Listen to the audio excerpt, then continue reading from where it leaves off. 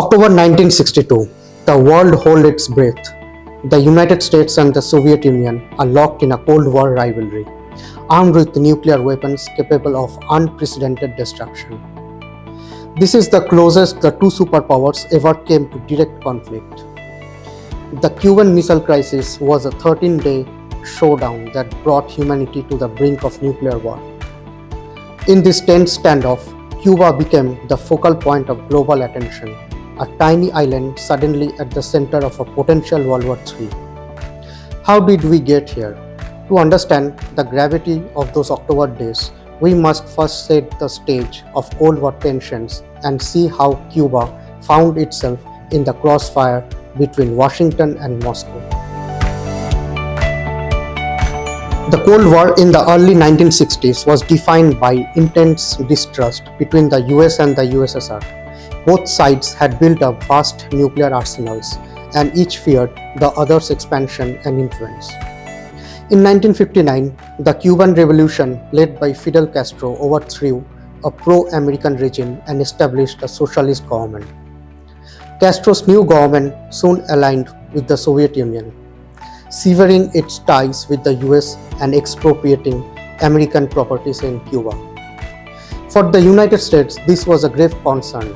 A communist ally of the Soviets was now just 90 miles off the coast of Florida. Tension spiked when the US backed a failed invasion by Cuban exiles at the Bay of Pigs in 1961, an attempt to overthrow Castro. The Bay of Pigs invasion failure only pushed Cuba closer to the Soviet Union for protection and emboldened Castro's resolve to defend his revolution. In the wake of that failure, US President John F. Kennedy secretly authorized Operation Mongoose, a covert program of espionage and sabotage to destabilize Castro's regime. Meanwhile, Soviet Premier Nikita Khrushchev grew concerned that the US might invade Cuba outright. To Khrushchev, protecting Cuba was strategically vital, not only to support a communist ally but also to address the nuclear imbalance. At that time, the US had stationed nuclear missiles in Turkey and Italy within range of Soviet Union, while the Soviets lacked equivalent strike capability in the Western Hemisphere. Khrushchev saw an opportunity to place nuclear missiles in Cuba to deter any future invasion and level the playing field of the nuclear arms race. In July 1962, Khrushchev and Castro reached a secret agreement. The Soviet Union would deploy medium and intermediate range ballistic missiles to Cuba, capable of striking most of the continental United States.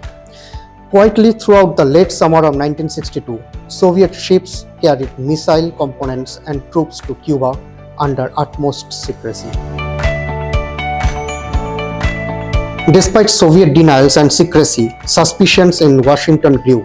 US spy agencies noticed increased shipments and military personnel moving into Cuba during the summer of 1962. President Kennedy publicly warned on September 4, 1962, that the US would not tolerate the introduction of offensive weapons in Cuba. American U-2 spy planes had been surveilling Cuba from high altitude, and for a while poor weather impeded their flights. Then on a clear Sunday morning, October 14, 1962, a U-2 reconnaissance plane flew over western Cuba and captured photographs that would change history. Aerial reconnaissance photograph of a Soviet MRBM, medium-range ballistic missile, launch site under construction in San Cristobal, Cuba, taken in October 1962. These U-2 spy plane images provided the United States with undeniable evidence that the Soviet Union had secretly installed nuclear missiles just 90 miles from Florida. When analysts in Washington examined the images, they identified launch sites for nuclear missiles capable of striking major US cities within minutes. On October 16, 1962, President Kennedy was urgently informed of the discovery, making the start of the 13-day Cuban Missile Crisis. The initial shock in the White House was palpable. America suddenly faced the reality of nuclear missiles in its backyard. And the question became, how should the United States respond? President Kennedy convened a group of his highest advisors, the Executive Committee of the National Security Council, EXCOM, to weigh options. What followed were 7 days of intense secret deliberations. Some US military chiefs urged immediate airstrikes to destroy the missile sites, followed by an invasion of Cuba, believing this decisive action was necessary to eliminate the threat. The US Air Force Chief General Curtis Lee May even compared not attacking to appeasement, warning the president that a limited response would be seen as weakness. Others in EXCOM favored a more cautious approach, diplomatic pressure or a stern warning to the Soviets and Cubans. Kennedy was presented with a harrowing choice: risk nuclear war through an aggressive attack or risk appearing weak by avoiding military action. As he later reflected to aides, we must not prematurely or unnecessarily risk the cost of worldwide nuclear war in which even the fruits of victory would be ashes in our mouth. In other words, winning a nuclear war would be a hollow victory if civilization was destroyed in the process. Kennedy ultimately decided on a middle course that demonstrated resolve without immediate violence. He ordered a naval quarantine of Cuba, essentially a blockade to prevent further Soviet shipments of military equipment. The term quarantine was chosen instead of blockade because a blockade implied a state of war. Using quarantine helped garner legal and international support. On October 22, 1962, Kennedy went on national television to inform the American people of the crisis and its response. The president revealed that the Soviet Union had placed nuclear missiles in Cuba and announced the naval quarantine, declaring that the US would stop any ship believed to be carrying offensive weapons to Cuba. His tone was resolute and uncompromising. In this dramatic address, Kennedy also issued a stark warning directly to Moscow. It shall be the policy of this nation to regard any nuclear missile launched from Cuba against any nation in the Western Hemisphere as an attack by the Soviet Union on the United States, requiring a full retaliatory response upon the Soviet Union. This meant that if a Cuban missile was fired, the US would respond with nuclear force against the USSR, a clear signal that the stakes could not be higher. With Kennedy's announcement, the crisis burst into public view and the world entered a period of agonizing uncertainty. The 13 days from October 16 to October 28, 1962 were marked by brinkmanship, a high-stakes game of chicken where each superpower pushed the other to the brink of war in hopes the other would back down. US military forces worldwide were placed on heightened alert. On October 22, as the quarantine was announced, US Strategic Air Command moved to DEFCON 3 and shortly thereafter to DEFCON 2, one step away from all-out war. Nuclear bombers were aloft and missile silo crews stood by for launch orders. It was the only time in the Cold War that US forces ever went to DEFCON 2. President John F. Kennedy in the Oval Office signing the proclamation for a naval quarantine or blockade of Cuba on October 23, 1962. Kennedy chose this measured approach, a step short of war, to pressure the Soviets to remove their missiles while avoiding an immediate military clash. The quarantine line was set up around Cuba, and US Navy ships prepared to intercept incoming Soviet vessels. The world watched, knowing that a direct confrontation between US and Soviet forces would ignite a war. On October 24, the first potentially explosive encounter loomed as Soviet ships carrying missiles and other supplies approached the quarantine line. In Moscow, Khrushchev denounced the US blockade as an act of aggression and ordered his ships to proceed. A collision at sea seemed imminent. American destroyers and aircraft carriers steamed on high alert, ready to stop any Soviet vessel. We were eyeball to eyeball, and I think the other fellow just blinked, US Secretary of State Dean Rusk remarked, when several Soviet ships turned back at the last moment rather than challenge the US Navy. Over the next 2 days, some Soviet ships were stopped and searched by the US Navy. None were found to carry missiles, and other ships simply reversed course. The immediate threat of a naval clash is slightly as it became clear. Khrushchev did not intend to run the blockade by force. However, US reconnaissance photos showed that construction on the missile sites in Cuba was continuing at pace. The missiles were becoming operational, shortening the time available to find a peaceful solution. With each hour, the crisis deepened. The world truly hung on the brink of possible nuclear war, as one historian described it. Behind the scenes, urgent diplomatic communications began between Washington and Moscow. Exchanged letters and messages, some public, some via back channels, would prove crucial in resolving the standoff. United Nations Secretary General U Thant appealed for cooler heads and even suggested a pause in arms shipment and quarantine actions to create space for negotiation. While both Kennedy and Khrushchev were cautious not to appear weak, they were also intensely aware that miscalculation could spell disaster. The most perilous point of the standoff came on October 27, 1962, often called Black Saturday. On this day, a series of events threatened to push the crisis over the edge. In the morning, a US U-2 spy plane piloted by Major Rudolf Anderson was shot down over Cuba by a Soviet-supplied surface-to-air missile, killing the pilot. This was a direct attack on an American military aircraft, and many in the US military urged Kennedy to retaliate by bombing the Cuban SAM sites. At almost the same time, another U-2 accidentally strayed into Soviet airspace near Alaska, causing alarm in Moscow. Tensions were at a breaking point. Any blunder could ignite open conflict.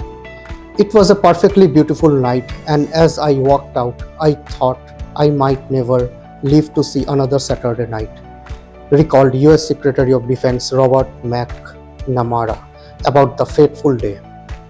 Less publicly, another harrowing drama was unfolding in the Caribbean Sea.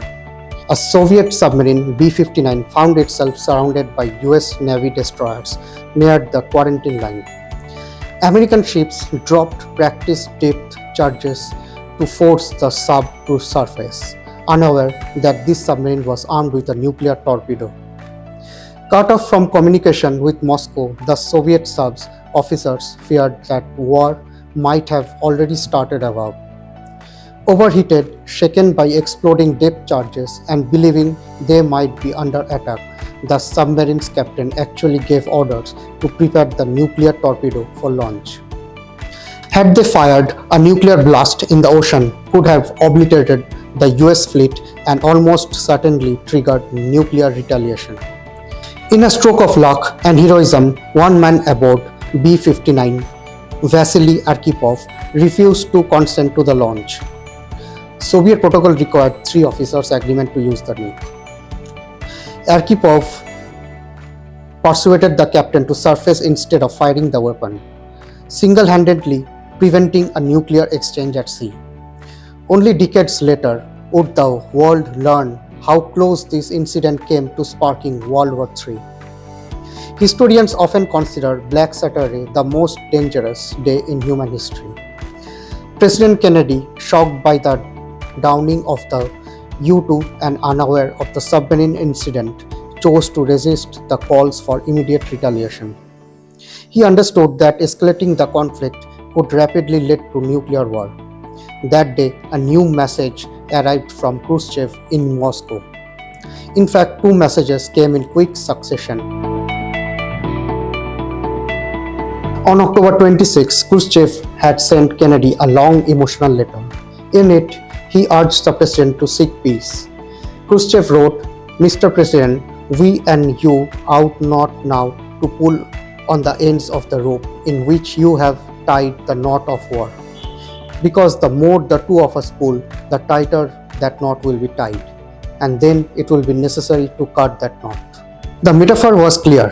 If both sides kept tugging, the knot of war might be pulled so tight that it could only be cut by the sword of war, unleashing forces neither side could control. In this first letter, Khrushchev proposed a hopeful solution. The Soviets would remove their missiles from Cuba if the US promised not to invade Cuba. It was a possible breakthrough. However, on the morning of October 27, before the US could respond, Khrushchev sent a second tougher message. This time he added a new demand. The United States must also remove its nuclear missiles from Turkey in exchange for a resolution in Cuba. This public ultimatum made the situation more complex, as it tied the Cuba crisis to a concession that the US had not mentioned publicly. Kennedy and his advisors sensed that the Soviet leader might be under pressure. The two letters presented a dilemma. If the US replied to the harsher second letter, negotiations could stall. But responding to the softer first letter alone might yield a peaceful outcome. Kennedy decided on a calculated diplomatic move. He publicly responded to Khrushchev's October 26 letter, agreeing to the essential terms. The US would pledge not to invade Cuba if the Soviet Union withdrew the missiles. Privately, Kennedy also needed to address the missile in Turkey issue to satisfy Khrushchev's concern. That issue was thorny. The US Jupiter missiles in Turkey were a NATO asset and a sensitive point. Nevertheless, Attorney General Robert Kennedy, the president's brother, met secretly with Soviet Ambassador Anatoly Dobrinin on the night of October 27. In this intense back-channel meeting, Robert Kennedy conveyed an additional secret assurance. The United States was already planning to remove those Jupiter missiles from Turkey in the near future, and would do so, but crucially, this removal could not be part of any public deal or appear as a quid pro quo. The missiles in Turkey would quietly be taken out after the crisis, as long as the Soviets kept that side deal confidential. Both sides understood that making this trade public would shatter NATO trust and cause political fallout. So the agreement remained secret for decades.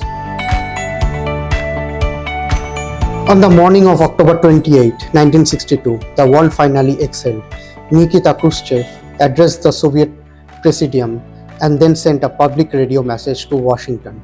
The Soviet Union would dismantle and remove the nuclear missiles from Cuba under UN supervision, in exchange for the US promise not to invade Cuba. The Soviet government has given a new order to dismantle the weapons which you describe as offensive and to create and return them to the Soviet Union, Khrushchev's announcement essentially stated. The immediate crisis was over. Relief swept across the globe as people realized nuclear war had been averted at the 11th hour. Over the next few days, negotiations ironed out the details. Soviet ships soon carried the missiles and warheads back home. By November 20, after verifying the removal of offensive weapons, the US lifted the naval quarantine. True to John Kennedy's words, the United States did not invade Cuba. Quietly, by April 1963, the US also removed its Jupiter nuclear missiles from Turkey and Italy as agreed, though this part of the deal remained a closely held secret at the time. To Fidel Castro's frustration, the Cuban leader was largely sidelined during the final negotiations. Castro had bitterly opposed allowing UN inspections on Cuban soil, and he felt betrayed that the Soviet Union agreed to withdraw the missiles without consulting him. Yet Castro gained one crucial thing from the crisis. The US pledge not to invade Cuba meant his government's survival was assured for the foreseeable future. In the United States, President Kennedy's handling of the crisis, though criticized by some hawks, ultimately strengthened his image as a firm yet responsible leader. Internationally, Kennedy was praised for standing up to the Soviet challenge while avoiding war. Nikita Khrushchev claimed victory in public for having protected Cuba, but privately, the outcome hurt his prestige. Within 2 years, Khrushchev would be ousted from power in the Soviet Union, partially due to the perception that he had backed down in Cuba. The Cuban Missile Crisis left an indelible mark on world history. It was a turning point in the Cold War, teaching both superpowers sobering lessons about the risk of nuclear brinkmanship.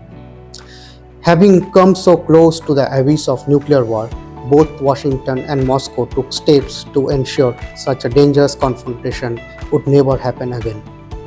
A direct hotline communication link was established between the White House and the Kremlin in 1963, so that the US President and Soviet Premier could speak directly in a crisis.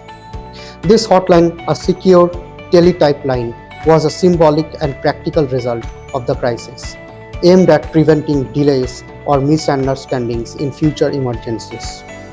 The crisis also propelled efforts at arms control. In the wake of 1962, both superpowers became more willing to negotiate on nuclear arms. By the next year, 1963, the United States, the USSR, and the United Kingdom signed the Limited Nuclear Test Ban Treaty, banning nuclear test explosions in the atmosphere, a first step toward controlling the arms race. Later in the decade, superpowers would sign the Nuclear Non-Proliferation Treaty, 1968, and eventually arms limitation agreements in the 1970s. The concept of nuclear deterrence was reinforced. Both sides recognized that in a nuclear age, direct war between major powers was unthinkable because it could escalate to mutual annihilation. The phrase mutually assured destruction, MAD, gained traction as a grim doctrine that likely kept the peace in a subsequent decades. Beyond policy changes, the Cuban Missile Crisis became a case study in crisis management and diplomacy. Scholars and strategists studied those 13 days intensely, extracting lessons on communication, brinkmanship, and de-escalation. The crisis demonstrated the value of understanding and adversaries' perspective.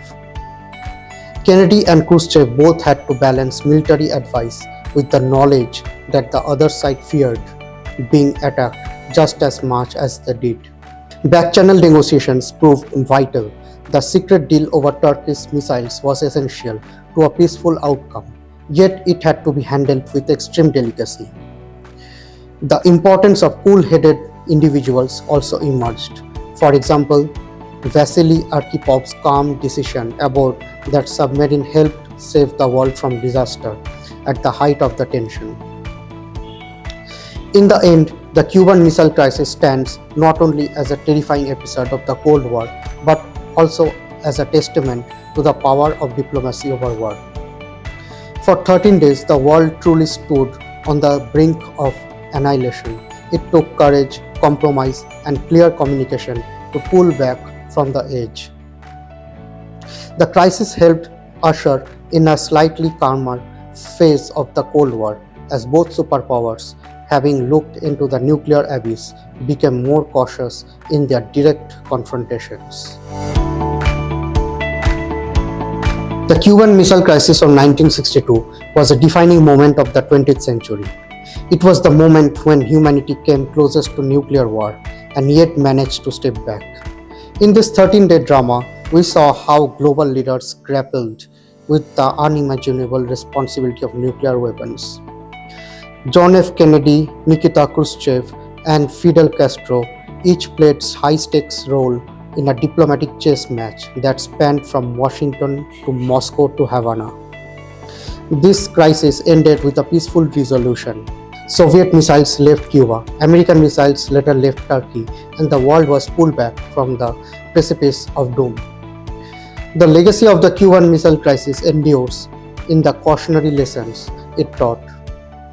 It led to improved communications like the hotline and a new awareness that brinkmanship could easily slip into apocalypse if not carefully managed. Above all, it underscored the necessity of diplomacy, empathy, and level headed leadership in diffusing conflicts. Today, the Cuban Missile Crisis remains a powerful reminder of how close we came to disaster and how wise leadership and diplomacy averted the unthinkable. This harrowing episode ultimately helped shape a safer approach to Cold War rivalry and gave the world a lasting lesson. Even amid the toughest confrontations, peace is possible when we refuse to let that knot of war tighten beyond control.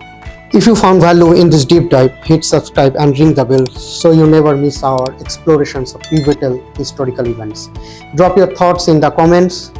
Which moment in the crisis shocked you most? And share this documentary with friends because understanding history is the first step to avoiding its darkest repetitions.